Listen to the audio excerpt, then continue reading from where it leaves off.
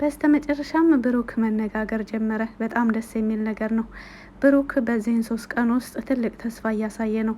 እንደዚሁም ሞገስ ከተደበቀበት ወጥቷል።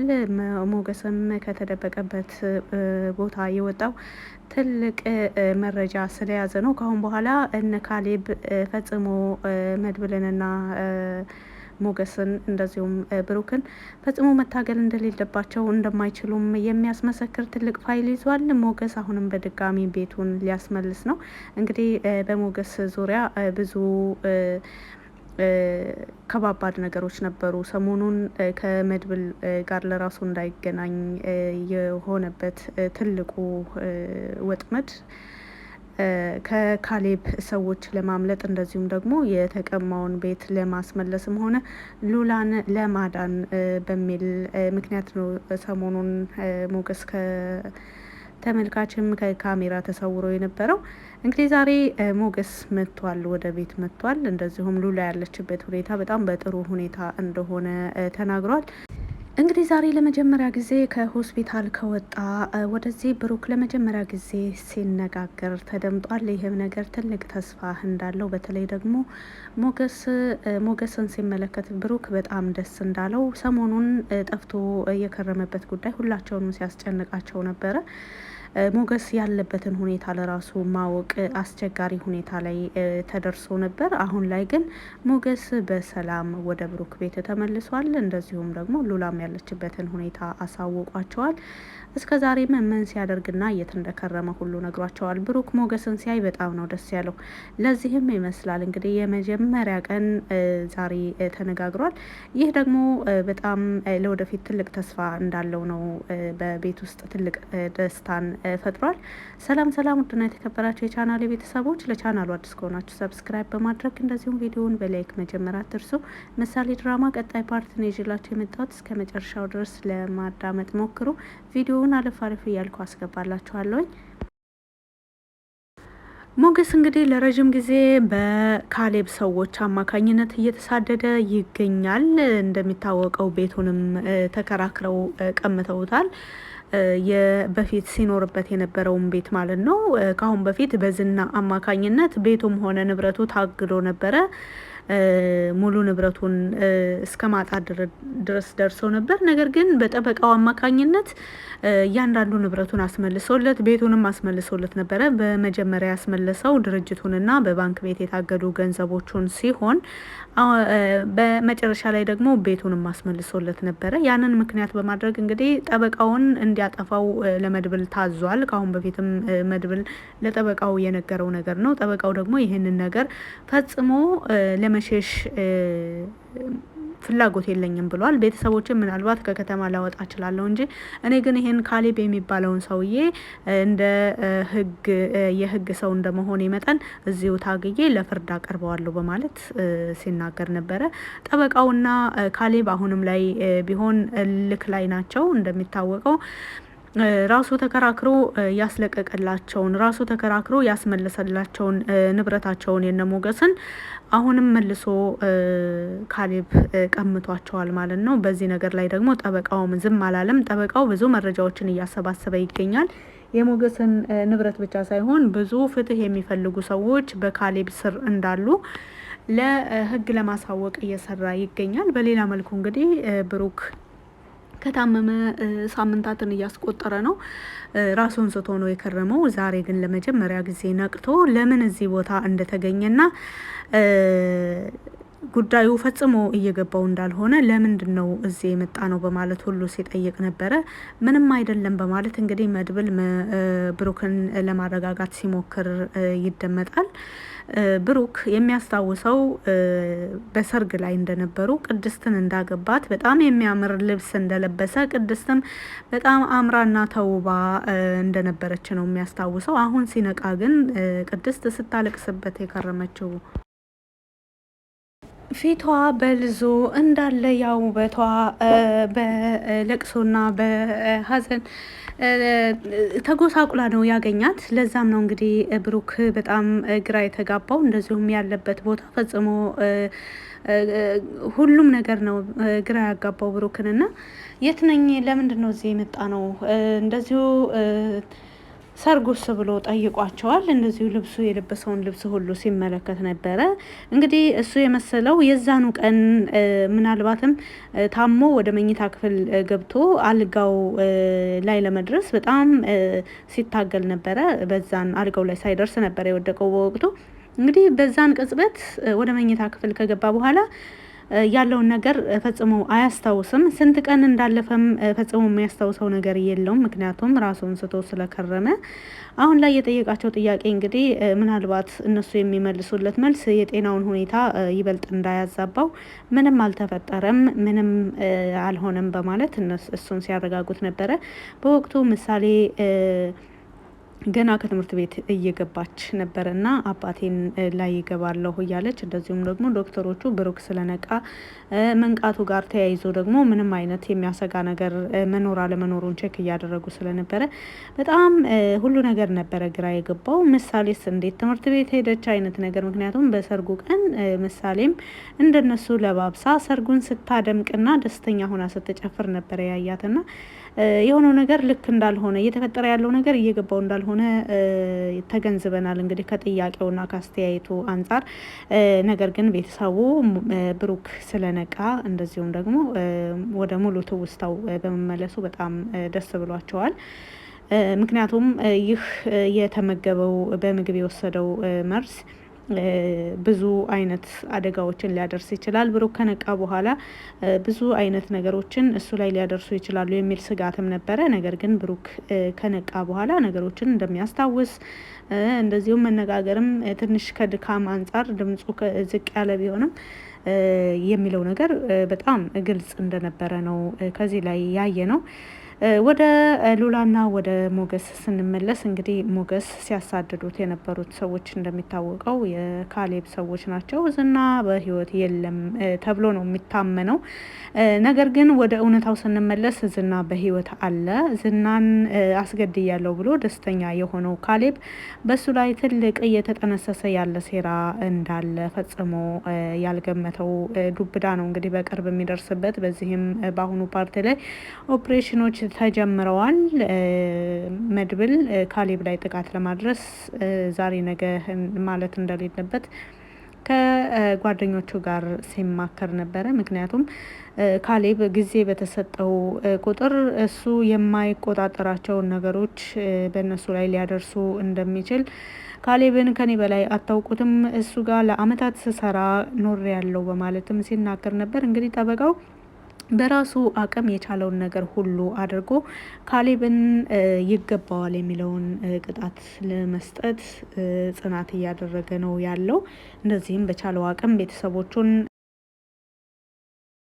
ወደ ክፍለ ሀገር አሽሽ ሆነው ያለው ሸሽተዋል ማለት ነው። ወደ ክፍለ ሀገር ሄደዋል፣ ወደ ባህር ዳር ሄደዋል። እርግጥ የካሌብ ሰዎች ባህር ዳር አይኖሩም ማለት አይደለም።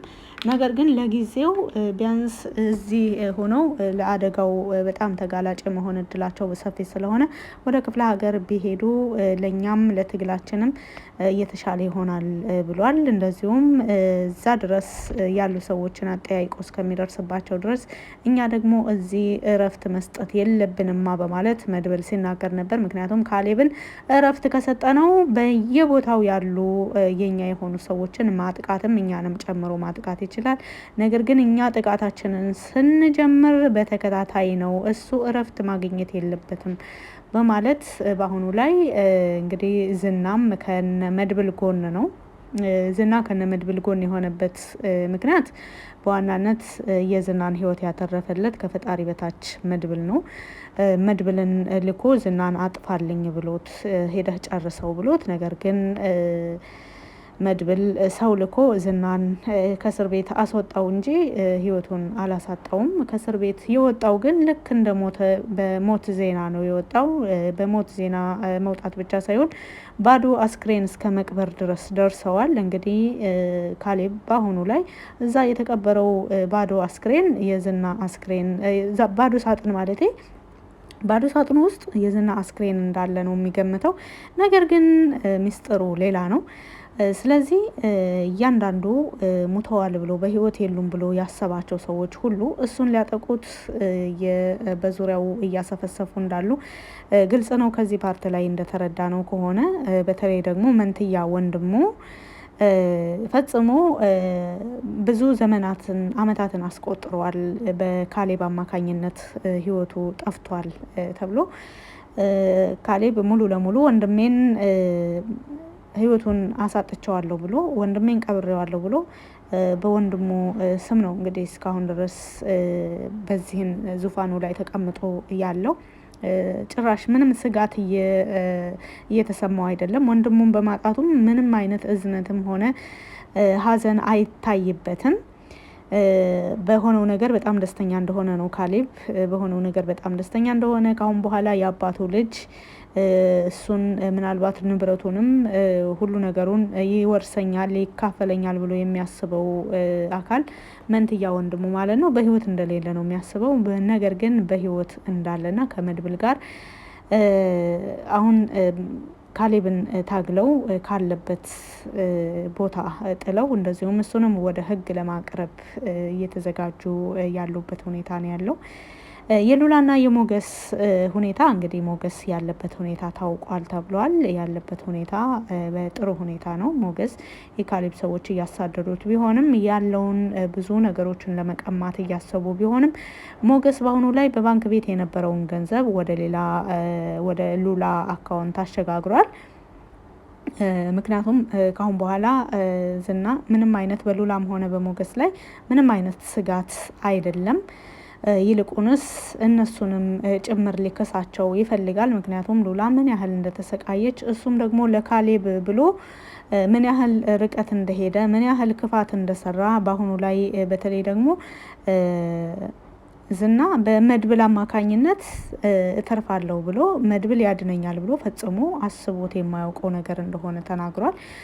ይህን ነገር እንግዲህ ካሁን በፊትም ማህሌት ስትናገር ነበረ። ማህሌት መድብል ቀየረኝ፣ መድብል መልካም ሰው ነው፣ እንደነዚህ አይነት መልካም ሰዎች ላይ ነበረ ወይ በደል ሳደርስ የነበረው በማለት ስትጸጸትና ራሷን የቀየረች በማስመሰል የልቧን ስታደርግ ነበረ የከረመችው። እንግዲህ በስተመጨረሻ ላይ ብሩክን እስከ መመረዝ ብሩክን ብቻ ሳይሆን ብሩክና ቅድስትን ነው እሷ የመረዘቻቸው። ነገር ግን ብሩክ በጣም መጠጡን እስከ መጨረሻው ጠጥቶት ስለነበረ መርዙን ሙሉ ለሙሉ ወስዶታል ማለት ነው። ከተደረገው ከመጠን በላይ የተቀመመና በጣም አደገኛ መርዝ እንደሆነም እንግዲህ ዶክተሮቹ ተናግረዋል።